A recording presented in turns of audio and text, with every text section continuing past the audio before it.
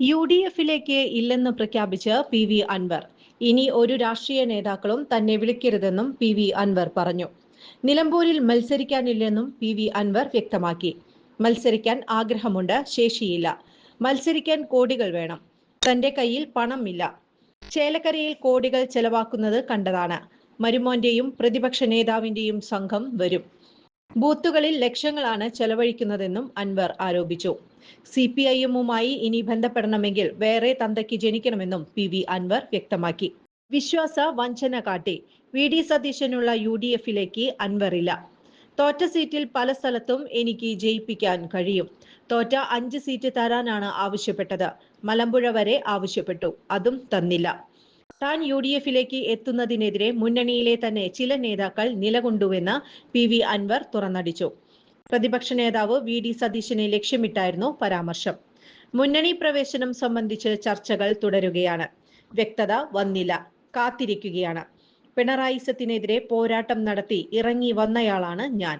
എന്നെ സഹായിച്ച് ആ രാഷ്ട്രീയത്തിനൊപ്പം നിൽക്കേണ്ട UDF നേതൃത്വത്തിലെ ചിലർ അതിന് തയ്യാറായില്ല എന്നായിരുന്നു PV അൻവർ ആരോപിച്ചത്. അവിടെ CPM-ന്റെയോ UDF-ന്റെയോ ഒരു MLA പോലും ഇങ്ങനെ സംസാരിക്കുന്നില്ലല്ലോ. പിന്നെ നിങ്ങൾക്ക് മാത്രം എന്താ ഇത്ര പൊള്ളല്? അങ്ങനെ ചോദ്യം. സൗഹൃദ സംഭാഷണം അവസാനം ഞങ്ങൾ തമ്മിൽ തെറ്റി. ഇപ്പൊ പറഞ്ഞു നിങ്ങൾ അനുഭവിക്കുന്നു, ഞാൻ അനുഭവിക്കാൻ തയ്യാറാന്ന് പറഞ്ഞു. നിങ്ങൾക്കറിയാം, 2 വർഷം മുമ്പ് നിരന്തരമായി ED എന്നെ വിളിച്ചുകൊണ്ടിരുന്നു. ഒരുപാട് പീഡനങ്ങൾ ഞാൻ അനുഭവിച്ചിട്ടുണ്ട് ആ ഭാഗത്തുനിന്ന്. ഇന്നും ആ പോരാട്ടം തുടരുകയാണ്.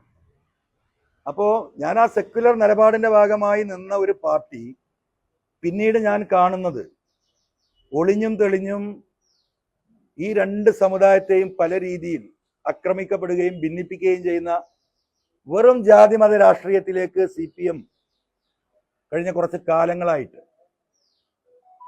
വഴിമാറി സഞ്ചരിക്കുകയാണ്. പല ഘട്ടത്തിലും ഞാനത് സൂചിപ്പിച്ചു. മലപ്പുറം ജില്ലയിലെ ഒരു വിഭാഗത്തെ, മുസ്ലിം വിഭാഗത്തെ ഏകപക്ഷീയമായിട്ട് പോലീസ് വേട്ടയാടുന്ന കാഴ്ച നമ്മൾ കണ്ടു. പല ഘട്ടങ്ങളിൽ ഞാനിത് പറഞ്ഞു.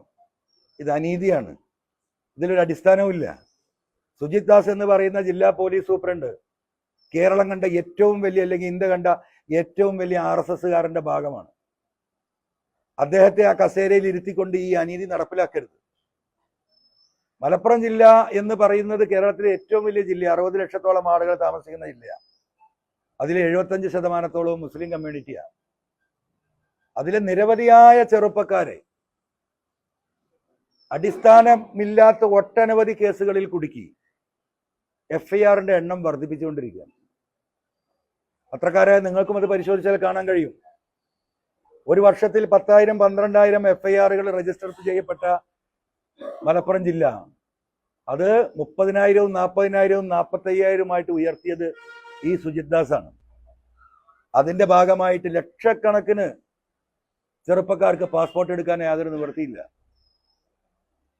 പാസ്പോർട്ട് എടുത്ത് വിദേശത്ത് പോയി 1 മാസത്തെ ലീവിന് വന്ന് പാസ്പോർട്ട് പുതുക്കി പോകാൻ ആഗ്രഹിക്കുന്ന ഒരാളുകൾക്കും പാസ്പോർട്ട് പുതുക്കി പോകാൻ കഴിയുന്നില്ല. പല കുടുംബങ്ങളും കടം വാങ്ങി വിദേശത്തേക്ക് പോയവരാണ്. ആ കടം പോലും വീട്ടാൻ കഴിയാതെ അവരൊക്കെ ജപ്തിയിലായി. പലരുടെയും വീടുകൾ പോയി. നിരവധി തവണ ഞാൻ പറഞ്ഞു ഇടപെടണം, പക്ഷെ ഒരു ഇടപെടൽ ഉണ്ടായില്ല എന്ന് മാത്രമല്ല, അത് പ്രോത്സാഹിക്കപ്പെട്ടുകൊണ്ടേയിരുന്നു. അതിനെ ഞാൻ ചോദ്യം ചെയ്തു. നിങ്ങൾക്കറിയോ, കേരളത്തിൽ 2019 പ്രളയത്തിന് ശേഷം കേരളത്തിലെ 44 പുഴകളിലും മണലും മണ്ണും വന്ന് അടിഞ്ഞു കയറിയിരിക്കുകയാണ്. ഇപ്പോ ചാലിയാർ പുഴ വെള്ളത്തിലാണ്. ഏത് സമയം 4 മഴ പെയ്താൽ വെള്ളപ്പൊക്കമാണ്. പുഴയുടെ താഴ്ചയുടെ നിലവാരത്തിൽ നിന്ന് 2 മീറ്ററും 3 മീറ്ററും ഈ മണൽ വന്ന് അടിഞ്ഞിരിക്കുകയാണ്. ഈ വിഷയം നിയമസഭയിൽ ചർച്ച ചെയ്തു. ഗവൺമെന്റ് തീരുമാനമെടുത്തു ഈ മണലുകൾ മുഴുവൻ വാരി ഒഴിവാക്കാൻ. അത് വിൽപ്പന നടത്താനുള്ള അധികാരം പഞ്ചായത്തുകൾക്ക് കൊടുത്തു. നിങ്ങൾക്കറിയോ, ഇത് ഈ മേഖലയിൽ ഒറ്റ ചാലിയാർ പുഴ നിങ്ങൾ പരിശോധിച്ച് നോക്കിയാൽ 1000കണക്കിന് ചെറുപ്പക്കാർ ജീവിച്ചിരുന്ന മേഖലയാണ്. ഈ മണൽ വാരി ജീവിച്ചിരുന്നവരാണ്. ആ തീരുമാനം എടുത്തു എന്നല്ലാതെ ഒരു തരി മണൽ ഈ പുഴയിൽ നിന്ന് വാരാനുള്ള സംവിധാനത്തിലേക്ക് പിന്നീട് റവന്യൂ ഡിപ്പാർട്ട്മെന്റോ ഗവൺമെന്റോ പോയില്ല. റവന്യൂ മന്ത്രിയുമായിട്ടും ഗവൺമെന്റുമായിട്ടും നിരന്തരം പാർട്ടി ലീഡർഷിപ്പുമായും ആയിരക്കണക്കിന് ചെറുപ്പക്കാര് ഇതുമായി ജീവിച്ചൊരു പട്ടിണിയിലാണ്. 4, 5, 10 തൊഴിലാളികൾ കൂടിയിട്ട് ഒരു പിക്കപ്പ്, ഒരു ടിപ്പർ, ചെറിയ ടിപ്പർ വാങ്ങും. 50,000 1 ലക്ഷമോ ഉണ്ടായി ഒരു 4 5 ലക്ഷം രൂപ മുടക്ക് വരുന്ന വണ്ടിക്ക് 1 ലക്ഷം മുടക്കി 10 പാവപ്പെട്ട ചെറുപ്പക്കാര് 4 ലക്ഷമോ 5 ലക്ഷമോ ലോൺ എടുത്ത് ഈ വണ്ടി വാങ്ങി. അവർക്ക് അവരെ തൊഴിൽ നഷ്ടപ്പെട്ടു എന്ന് മാത്രമല്ല, അവരുടെ പലരുടെയും, എന്റെ വീടിന്റെ ചുറ്റും അന്വേഷിച്ചാൽ നിങ്ങൾക്ക് അറിയാം എത്ര ആൾക്കാരുടെ വീട് പോയിട്ടുണ്ടെന്ന്. എന്താ വരാത്തത്? ഇവിടുത്തെ ക്രഷർ മുതലാളിമാർ, വൻകിട ക്രഷർ മുതലാളിമാരുടെ എംസാൻഡ് ഇവിടെ വിറ്റുപോകണം. അവരുമായിട്ടുള്ള ധാരണയാണ്, നെക്സസ് ആണ്. ആ മുതലാളിമാർക്ക് വേണ്ടിയിട്ട് ഈ പ്രദേശത്തെ പാവപ്പെട്ടവരുടെ വയറ്റത്തടിച്ചപ്പോൾ ഞാനത് സംസാരിച്ചിട്ടുണ്ട്, നിയമസഭയിൽ പറഞ്ഞിട്ടുണ്ട്. ആ പാവപ്പെട്ടവർക്ക് ഞാൻ സംസാരിച്ചിട്ടുണ്ട്, ഇപ്പോഴും സംസാരിച്ചുകൊണ്ടിരിക്കുകയാണ്. അതാണ് ഞാൻ അധിക പ്രസംഗി. ആ പ്രസംഗം എനിക്ക് തുടരാതിരിക്കാൻ പറ്റുമോ? ഓരോ മേഖലയെടുത്ത് നിങ്ങൾ പരിശോധിക്കുക. ഈ വനമേഖല എന്താ സ്ഥിതി? ഇപ്പൊ കാളികാവില് കടുവയെ പിടിക്കാൻ വെച്ച കൂട്ടിൽ പുലി കുടുങ്ങിയിരിക്കുന്നു. കടുവയെ കൊടുക്കാൻ വെച്ച കൂട്ടിൽ വേറെ ഏതൊരു പുലി വന്ന് കയറിയിരിക്കുന്നു. നിങ്ങൾ റിപ്പോർട്ട് ചെയ്തല്ലോ നിങ്ങൾ. പിണറായിസം മാറ്റി നിർത്തി ഗൂഢശക്തികളുടെ താൽപര്യം സംരക്ഷിച്ച് അൻവറിനെ പരാജയപ്പെടുത്താനുള്ള മുദ്രാവാക്യം വിളിക്കുകയാണ് UDF-ലെ ചിലർ.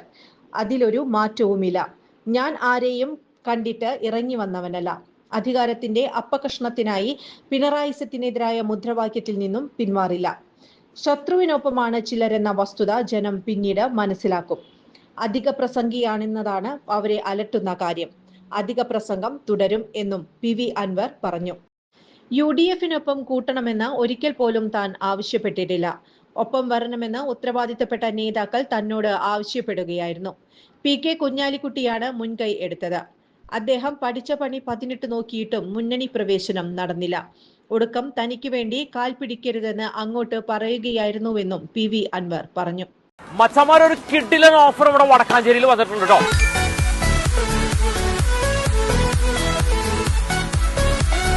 നമ്മുടെ ബാക്ക് ടു സ്കൂളിന്റെ നമ്മുടെ ചങ്ങാതിമാർക്ക് ഒരു കിഡിലൻ ഓഫർ. 99 രൂപയ്ക്ക് 1 കിലോ നോട്ട് ബുക്ക്. ഇനി തീർന്നില്ല കേട്ടാ, 500 രൂപയ്ക്ക് കിഡിലൻ ഓഫർ കേട്ടോ. 1 2 20 നോട്ട് ബുക്ക്. നമ്മുടെ ക്ലാസ്മേറ്റ്സ് നോട്ട് ബുക്ക് ഉണ്ടല്ലോ, അതൊക്കെ 15% ഡിസ്കൗണ്ട്. തീർന്നില്ല കേട്ടോ, ഓഫറുകളുടെ പിന്നാലെ വരുന്നുണ്ട്. കഴിഞ്ഞില്ല കേട്ടോ, നമ്മുടെ പെൻസിൽ ബോക്സിന്റെ വില കേട്ടാ ഞെട്ടിപ്പോട്ടോ. 5 രൂപ മുതൽ. മഴ കുട. അപ്പൊ കുടയുടെ കാര്യം പറഞ്ഞാൽ പറയേ വേണ്ട. ഒന്നെടുത്താൽ അതാ 1 ഫ്രീ. വിവിധ നിറത്തിലും ഗുണമേന്മയുള്ള 5000-ലധികം സ്കൂൾ ബാഗുകൾ. അതിന്റെ വില കേട്ടാൽ ഞെട്ടിപ്പോവും. 50 രൂപ മുതൽ അങ്ങോട്ട് തുടങ്ങും. കഴിഞ്ഞില്ല വച്ചാമാരെ, വിദേശ നിർമ്മിത ബ്രാൻഡഡ് ബാഗുകൾ, അതും വിലക്കുറവില്. ടിഫിൻ ബോക്സുകളുടെ കാര്യം പറയേ വേണ്ട കേട്ടോ.